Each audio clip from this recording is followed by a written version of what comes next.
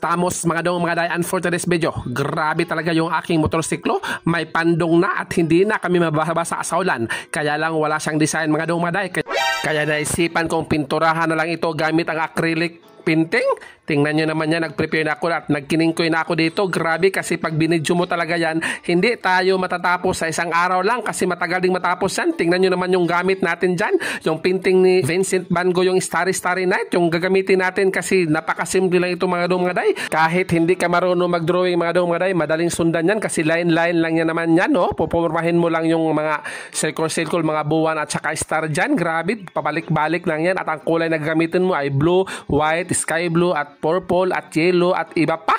Grabe talaga yan. Tinuyok-tuyok ko talaga yan mga domaday at inupuan ko yan at nagtuwad-tuwad ako dyan at yan malapit nang matapos yan mga domaday. Hindi ko na talaga yan pinakita lahat-lahat pa kasi i-forward ko na lang yan day kasi kayo mga dong mga day, maboboring kayo dyan. Tingnan natin yung buwan. Grabe yung style ni Vincent Van Gogh talaga. Parang pangbata lang yung drawing na yan mga dong mga day. Pero isa ito sa pinakasikat na painting sa buong mundo. Sana all mahal ang drawing, ang painting. Grabe. Dito sa Pilipinas, ang hirap talagang kumita ng painting na ngayon. Grabe talaga. Pwera lang sa mga sikat dito. Wah! Tingnan nyo yan. Malapit na tayong matapos mga dong mga dayo. Highlights na lang yan. Tingnan nyo. Wow!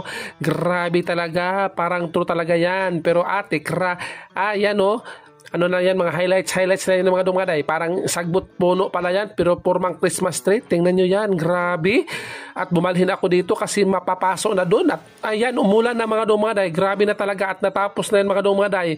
Naabtan tayo niya ng whole day talaga pero hindi talaga yan natapos yan mga dumaday. Yan lang Sa kabila hindi natapos kasi kinapoy ako dyan mga dumaday. Bye-bye!